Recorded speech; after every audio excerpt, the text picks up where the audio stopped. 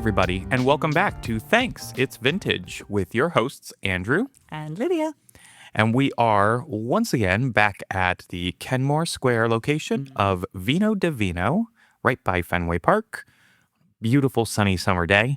It really is. It's going to be a hot one today. It's going to be like 90 degrees. Ugh. And of course, we know that's not the hottest. Not that bad. Yeah.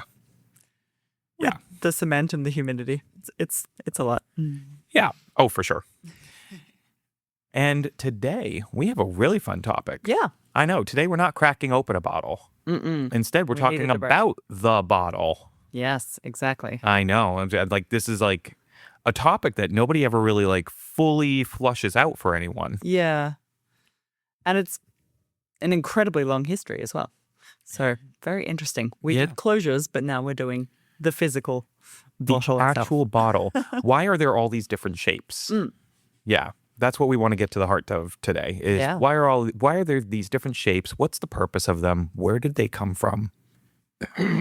Excuse me. And why does it matter? Why does it matter in the end? Yeah. Why does it matter what the wine goes into? And I think that, I know a good amount about the bottle shapes and their origins and why, but I definitely learned let's a lot do a in little my bit of a deeper research. dive here. Yeah. It was a fun study this week. So let's start with where did all this begin? What were the first vessels that we were putting wine into for storage and or transportation? So we have evidence. And we know that winemaking, again, this is one of those things where you find many, many different dates. We have evidence definitely dating back 6,000 years, but I've found 8,000 for evidence of pottery that definitely stored wine. Oh, okay. So the kind of generous guess is that we have winemaking that dates back to 10,000 years BCE. And we have fragments. There's not something that in its entirety that exists from that far back. But we've got fragments that definitely have fermentation residue on them. Ah, okay. At least as far as 8,000 BCE. A lot of that is from Georgia and or Armenia and that kind of triangle area of the world. But we know that, the Greeks, the Romans, the Phoenicians, the Etruscans, we have all this evidence that all these people were making wine to be consumed in a general way, not just for religious reasons and things like that. I also, I feel like this is just because you've mentioned these things, so it's a good point to be made right now, and we can dive into this more in another time. But for everyone to know that we just touched on the origins of wine itself, that wine did not come from Greece. It did not come from Italy. No. It did not come from France or Spain or any of these places that we now revere for some of the world's greatest wines. Yeah. And that we consider some of the oldest wine regions are from these places. No. All winemaking as we know it, all the wine, all the grapes that we use for winemaking as we know them, all started in basically just Mesopotamia. Yeah. Like Georgia, Armenia, northern Iran. Yeah. Like that is where it all came from. And of course, Iran is now a dry country, but the Fertile Crescent. Yep. So we have evidence that earthenware and or pottery, so clay-based earthenware, was being lined with beeswax and was storing, not just storing actually, but that's where the wine was being made. And these vessels were very large pots that they were burying in the ground. So we have evidence that completely justifies that. Also, people still do it that way. So we have literal evidence all around us that winemaking, the tradition of winemaking has been kept in, particularly in Georgia, but definitely Armenia as well. Right. So wine was both made and aged in these vessels. Then we have Egypt. Now, most people consider amphorae to be a Roman or a Greek thing. it was the Egyptians that came up with the design. So these vessels were shaped very differently. They had a tapered bottom, which caught the sediment. So that was beneficial. It had an elongated, thin, much thinner neck, which was good for prevention of oxidation. And it also had handles. So these things were more kind of clay pottery based, also lined with beeswax and stoppered with beeswax and or other It's funny. substances. It's funny how they figured out all that time ago, that oxidization of the wine was going to cause it to go bad. Yes. So line it with beeswax, Absolutely. prevent any, micro oxygenate. That's a long word. Oxygen. Prevent any micro dosage of oxygen. There we go. I can say it that way. Yeah. From getting in. Line it with beeswax. Cover it with beeswax. No oxygen gets in. It's wild that they figured this out thousands and thousands of years ago. Who knows what came? It was chicken and egg situation, but Right. they over hundreds of years they would have noticed. They definitely did notice the benefits of doing things a certain way. And I want to just refer back to a maker that we've had on the not the maker. We've had a wine on the podcast. There are a lot of people that are going back to the Kvevré style of making. So these large earthenware pots in the ground. Yes. And I want to get the names right. Elisabetta Foridori. Oh, So she actually was one of the pioneers in Italy to bring that back. Right. Yeah, that's right. We tasted one of her the projects she's a co-pilot on. Yes. The Ampalaya on Un Litro. Yeah. Such a delicious wine, by the way. So good. So good. And then I'm going to mispronounce this, but Josko, I think it's Josko Gravner in Friuli, and Bernard Ott, Austrian Bernard Ott. All of these people have really made this their way of making again. Right. So it's an exciting thing. It's often tied to a sense of natural winemaking. They want to go back to the way things were done. But anyway, that's just an aside. So yes, amphorae it was an Egyptian invention, but of course the Greeks and the Romans made it what it is. And actually when they got hold of it, they're the ones that kind of unified the shape, essentially. There was just a lot of things happening. I wanna take a pause to kind of give people a little context here, because we talk about these things and we're talking about the sequential, the timeline of these vessels that were used in relation to wine. But we just mentioned the Egyptians and we mentioned these amphoras. And I know a lot about this because I was one of those kids in school. I was fascinated by the Egyptians. I had books on the pharaohs, all that. And of course, luckily I'm married to a classics minor, history major, who very much knows all of this. Will say fascinating walking through the British Museum when we were in London with him, because he's just pointing out everything about the Greek pottery and all this stuff and the Egyptian thing. And I was just like, oh my gosh, putting that degree to use long after I met him, that I've never seen that kind of information flow. And I'm like, well, we've never had it in that setting, have we? That's a side note. The point I wanted to make, the thing I wanted to give people context on, is that they may go, well, some people may actually, who are listening or watching, may actually think, wait, if the Egyptians are the ones who came up with this, but we've seen this kind of pottery with other civilizations, where, how, when, what? I don't think anyone knows how old ancient Egypt is, and I think it needs to be stated. So here's a famous name, Cleopatra. This is actually the best one. I learned this from my husband as well, actually, which was this was a mind-blowing thing. You know what I'm going to say. Some people don't. Some people may, but some people won't. And it is a mind-blowing thing. Cleopatra, this is how old ancient Egypt is. Whoa. Egypt had ancient Egypt. For Cleopatra, much of the Egypt we know was ancient to her. She is closer in time to us than she is in time to the beginning of what we know as ancient Egypt. Ancient Egypt is so old. That's why there's so much information about them, because they were so long lived as multiple kingdoms, combined kingdoms, different rulers. the lines were just, a it lot was of wrong. different versions of the same sets of gods. Like, Exactly. yeah, It's not blew my mind when I actually, figured that out. it's wild. It's Yeah. not cookie cutter like people think it is. It's not like the Romans. It's not like the Greeks, which the Greeks had multiple iterations of, ancient Greek like kingdoms, but nowhere like Egypt. Egypt Not the same is kind of much thousands of years. Yeah. much older than you think it is. And when you realize that Cleopatra is closer in time to us today than she is to the beginning of what we know as ancient Egypt, you start to realize, oh, she was around and she had ancient ruins in ancient Egypt yeah. that they were like, that's ancient. That's an old civilization that doesn't exist anymore. Yeah. And we call that ancient Egypt today. Yeah. So when we talk about these clay vessels, wild. this is how it happened. Like there was trade around the Mediterranean for a long time, Yes. much Yeah. older again than people think.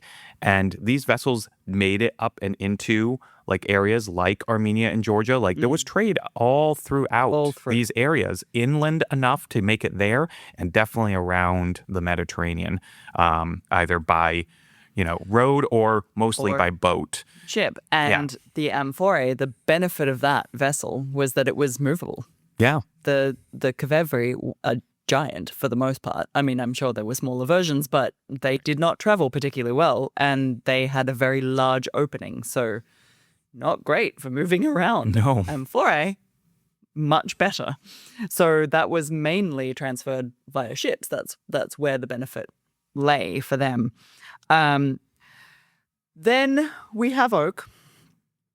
Barrels, again, have probably been around much longer than we think they have been, but we attribute them, most people weirdly attribute them to Romans, but actually it was the Gauls. Yeah. So the Gauls were mostly using them to store beer, but when the Romans conquered them, and we're talking, again, a pretty long period of time, there was a lot of trade happening, and also Phoenicians and Etruscans kind of prior to that. But we're kind of talking 350 BCE to maybe 50 BCE when the Romans really took the wooden barrel and kind of solidified it as the main trade land usage. So once the Roman Empire kicked off, they needed to transport a lot of wine. Their soldiers were very thirsty. This was a much superior vessel to clay. Right. Especially on a horse or a cart or something that jostled a lot. Right. And jostled very suddenly. The Romans may have built a world-class network of roads for their day, but those are still cobblestones. There's still cobblestones. Things are still going to rattle around. Exactly. So the oak barrel really took off there. Now, then we get to glass. Glass was glass has been around for millennia at this point. Oh yeah, I think a lot of people don't realize that there have always been glass vessels. Like for as long as we've looked back through history, there's always been some form of it. Like people, well, not too far back. Shards. So Not too far there but- was like back maybe 2000 BCE. There's evidence of beads and kind of accessories made of glass and obsidian and all these things. But there weren't vessels until probably we've got, I think the very earliest is 1500 BCE. And then it was the development of the glass pipe, the pipe that is used in glass blowing, which happened around 1 CE, I think. And that was when the vessels started happening. But the thing to keep in mind with all of these was that, first of all, you needed a very skilled person to make those. Yeah. They were fragile. They were thin for the most part. And it was really only the upper classes that could afford them and keep them. And they were obviously far more fragile than anything else going around. So they weren't really successful as a wine container. Yes. For a long time after that.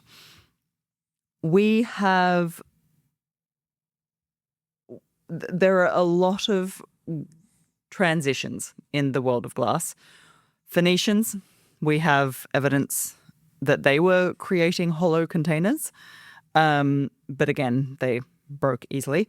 Then we've got, obviously, it's hard to not mention Murano. So a very, very famous winemaking tiny island off of Venice that really became the hub of European glass blowing for kind of more than a millennia. Yeah, but like, yeah. They but were centuries, like, definitely. yeah. They were dominant. And if anyone hasn't experienced Murano glass, like it is gorgeous. First of all, it's expensive. It's very expensive. But it's some of the most beautiful pieces you'll ever see. So Oh, yeah. So there was a lot of revolutions in the glassblowing industry there. But the big one, which we've actually mentioned in our closures episode, was the 1600s, mainly England. So this is when coal furnaces were developed. And that was the beginning of wine bottles being securely made with enough thickness for transport to be part of it. Right. And so this was when we really start seeing a lot of wine being bottled and transported in glass. So it was probably the Wild West in design in the 1600s. Oh, yeah. I found a lot of examples, and there's some really great ones, and I kind of now want to start collecting old wine bottles. I know. There's some cool ones out there, honestly. There's some great ones. Really weird shapes. Yeah. I mean, the obvious one is like the Franken Sylvaner kind of glass that was these really squat round bottles that were being made, kind of flat round bottles. They're very cool. But in the 1700s, we see this solidifying of shape and design. And then, of course, we need to obviously touch on the Industrial Revolution, being able to mass produce on a scale that had never been seen before. So that was the other big transition. But 1700s is where we get a lot of these shapes. And I don't know, do you want to start talking about what we've got? So, and before we get into like the shapes themselves, because we'll get into that, let's answer the question of why 750 milliliters. Yeah, okay. Now, I knew one part of this, and then I learned a second part of this. The one part I knew is that at the time, a glass blower, their lungs, in terms of like blowing into the pipe, when they were done expelling that oxygen and making that glass bubble or bottle, honestly, they had enough oxygen and enough pressure in their lungs to basically create between 700 and 800 milliliter size bottle. That's what they could do in one blow of the lungs, right? But the other piece to it as well that I did discover, which was also interesting, was that not only was that something that they could do, then they realized if they standardized, if they could get the shape to 750 milliliters exactly, that then this goes back to the British and the French in terms of trading. Yeah. They didn't have to do the math because many of the barrels, and specifically Bordeaux, this was the barrel size, they were barriques and they were 225 liters. And so it's the equivalent of exactly 50 imperial gallons. Yeah, right. So if they blew the bottle to 750 milliliters, they knew they only needed X number of bottles. They were able to do math evenly by translating this barrel equals this many bottles. And that is exactly how we got to the 750 milliliter bottle. It was a little bit, little bit of math, but also at the same time, a little bit of this is all the human lung could do. Yeah. Which is a limitation.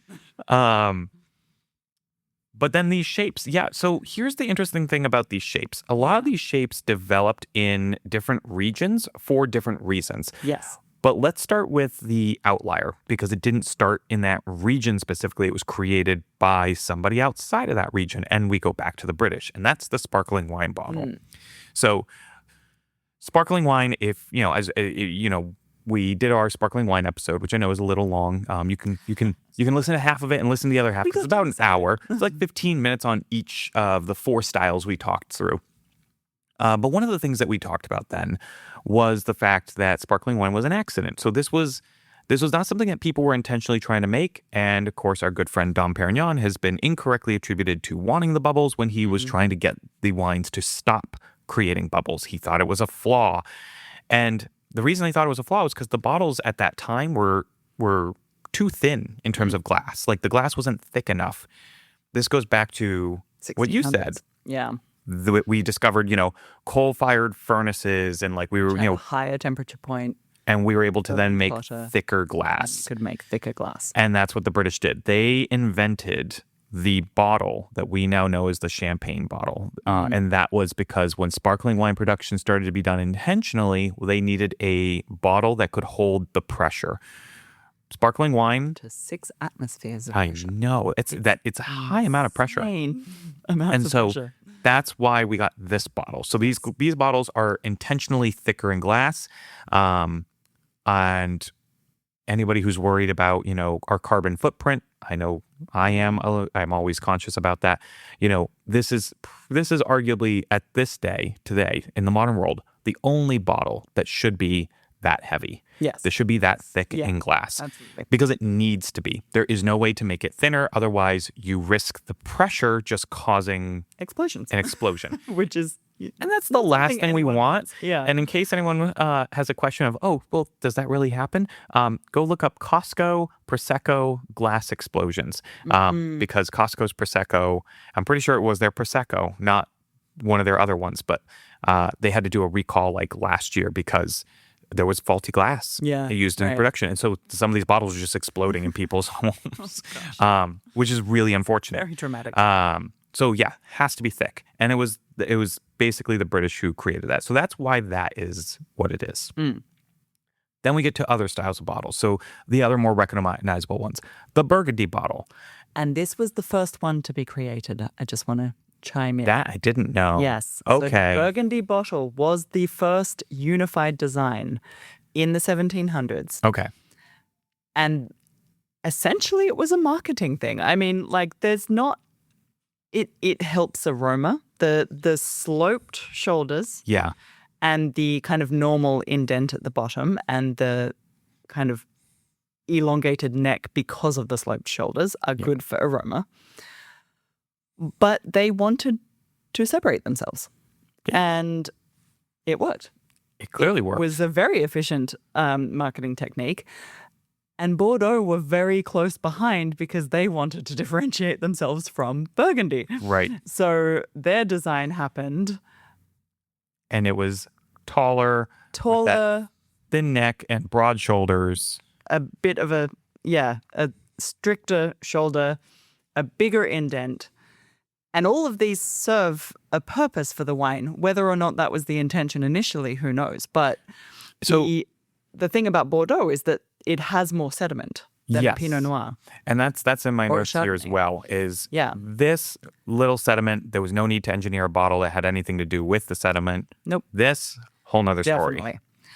And the sediment kind of catches in the bottom, but as it's being poured, it catches in the shoulders. So that's the purpose of that design. You know what we don't have? A port bottle. Oh, we don't. And the thing about a port bottle, similar design, bit thicker, but it has extra ridges in the neck, which help to catch the sediment. Extra sediment, which port produces.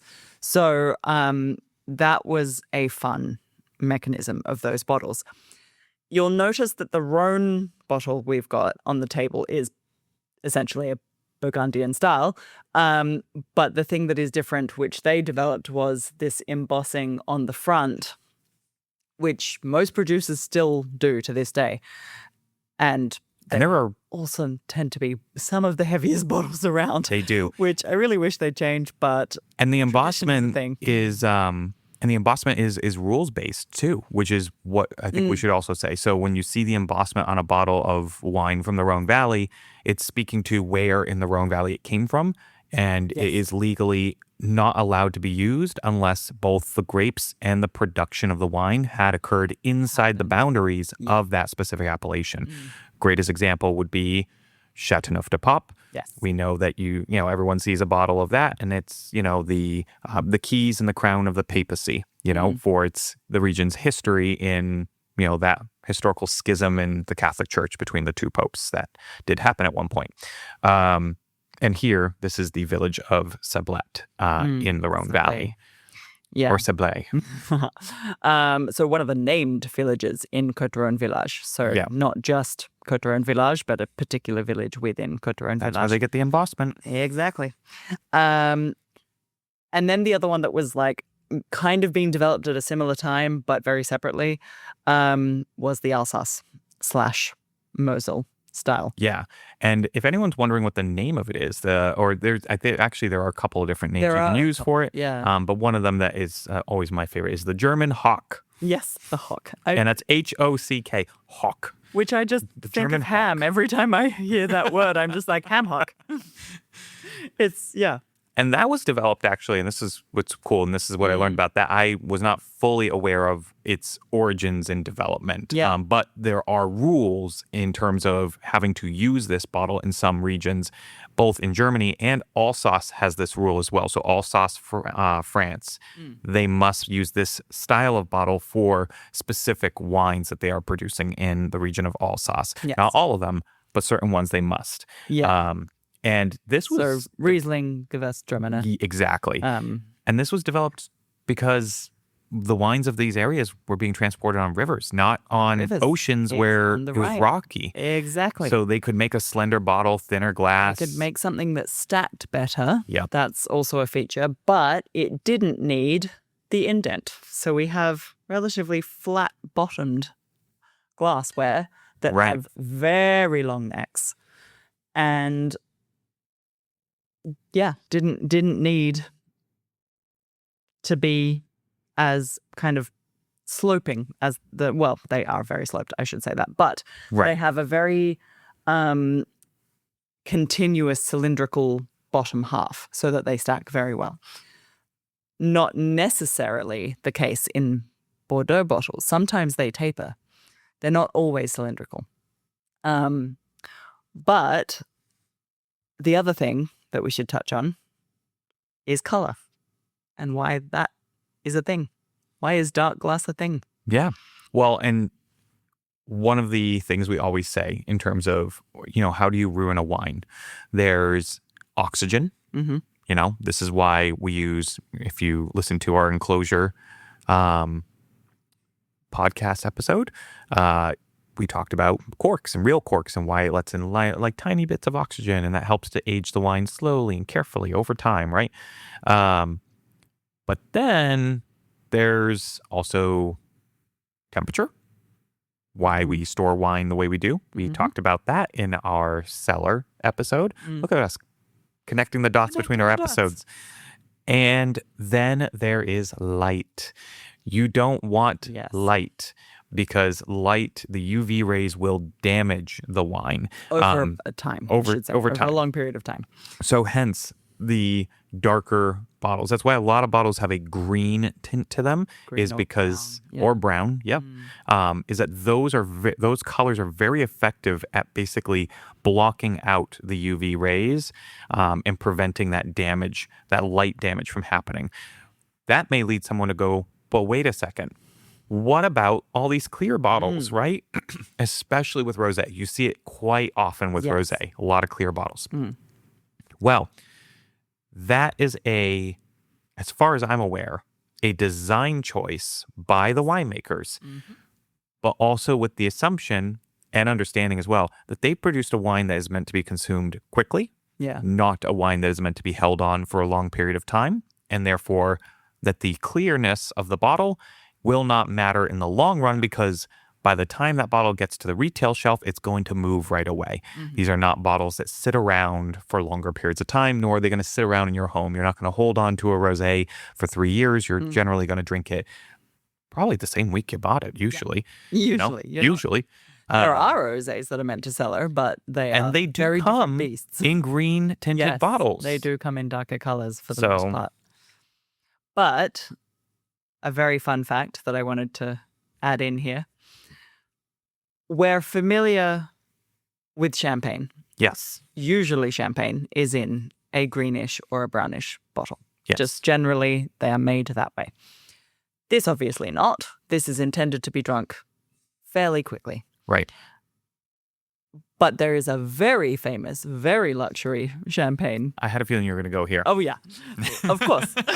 Label that has, since the 1800s, come in a clear bottle with no punt at the bottom. No indent. I'll name it. Do it.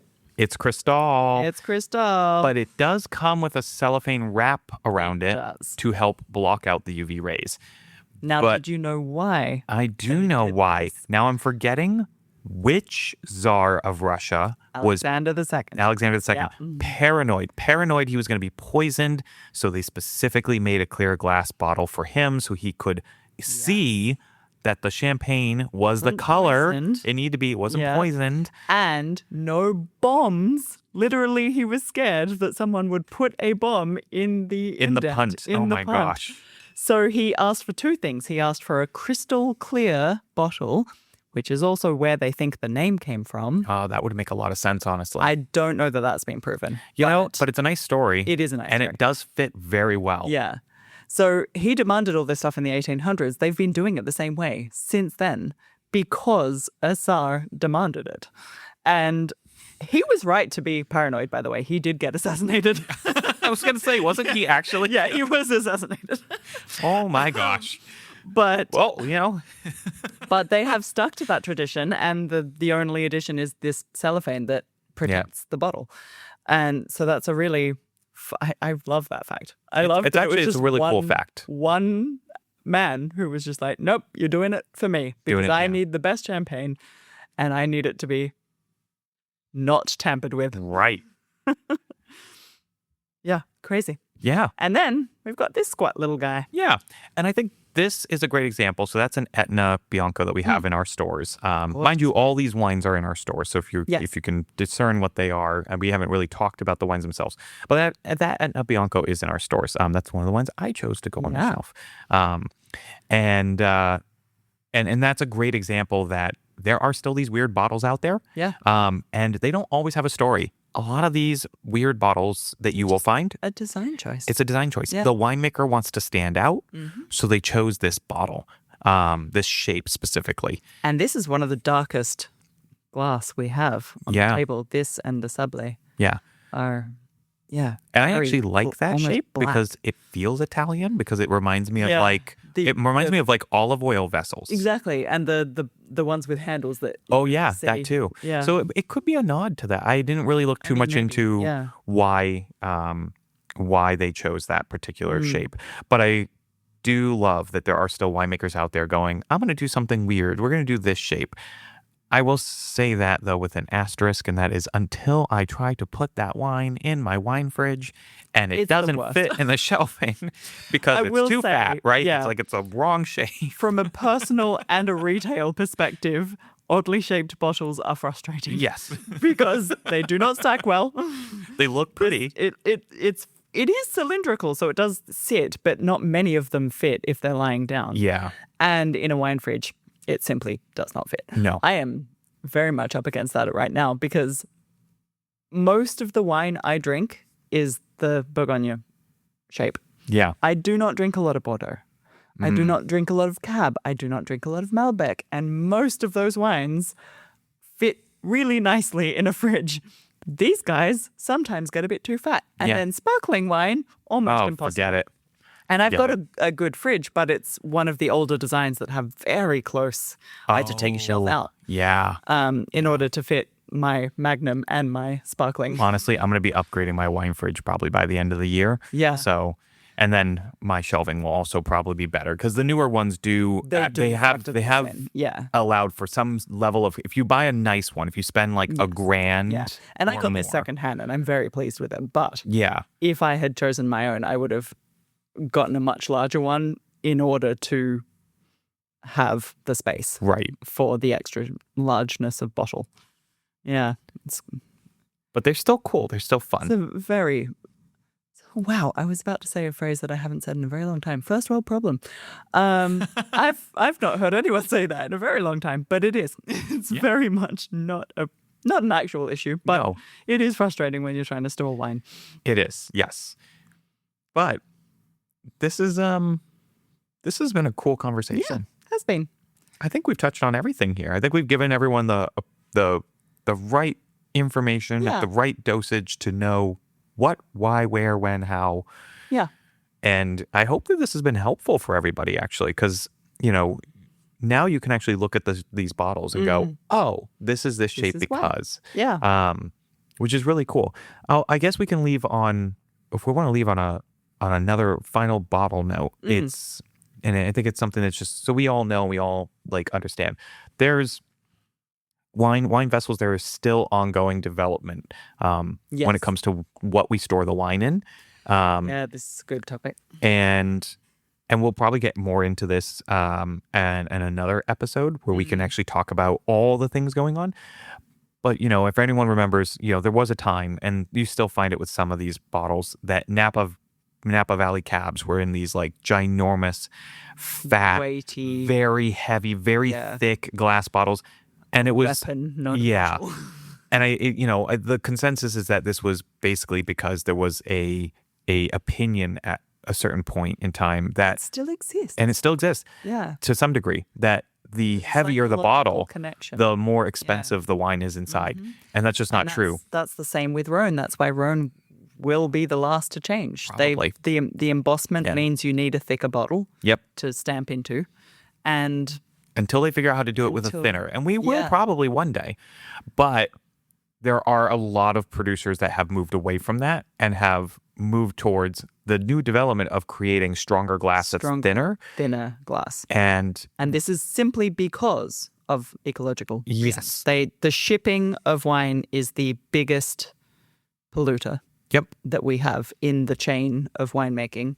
And it helps in a second form as well. It helps the winemaker save money because shipment of wine is done by weight, and when you're paying based on the weight of what you're sending, you don't want that bottle to be thicker than it has to be. So some regions, there's nothing they can do. Sparkling wine is not going to be able to be made into a thinner bottle unless we really discover some magical way. Someone's working on it. Definitely. But it's probably going to be a very long time. Yeah. So Champagne, Prosecco, these regions, they're not getting a cava, not getting a reprieve yet. But everyone else has started to do this. Everyone else has started to move in this direction. And the holdouts, especially I will say in America, especially the American ones where there's no singularity history around a bottle, shape, design, all that. They just need to get over it and move on and stop making those thick bottles. Yeah. They really do. And there are people that have made it their mission to change this in the industry. I mean, Karen McNeil is one of them. That's right. Yeah, she's a massive proponent. Also, Jancis Robinson in England. Oh, yeah. There are so many very big names that are openly talking about this and openly refusing to drink wine. I think Jancis is... She does. She no longer drinks wine out of bottles that are way over a certain amount. And when you have one of the world's literally, I think she is the renowned master of wine. She is the name people know. And masters of wine, she's the first one that comes up. Her books alone have been game changing in terms of especially for us as professionals. She says she refuses to drink anything out of one of those thick bottles that needlessly is thick. She actively weighs them. She does. Yeah. I watched her talk about that. Then that tells you all you need to know that we should probably stop doing this. This is ridiculous. But I think on that note, I think we can wrap this up. Wrap it up. So hope you've enjoyed it. Yeah. It's a fun topic. Hope you learned something new and have a better understanding now when you look at all these bottles. What's the deal? But yeah. Thank you all for tuning in, whether you're watching on YouTube or you are listening via our podcast.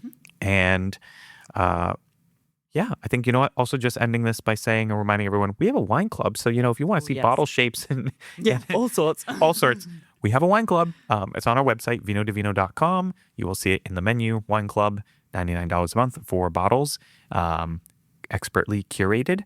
Which is funny to say because I'm the one curating them. Yes.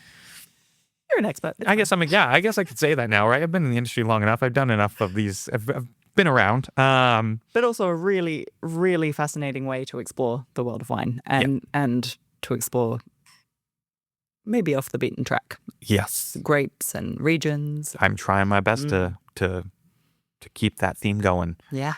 All right. Well, thank you, everybody. Enjoy your day. And we'll see you next time. See you next time. Bye. Bye.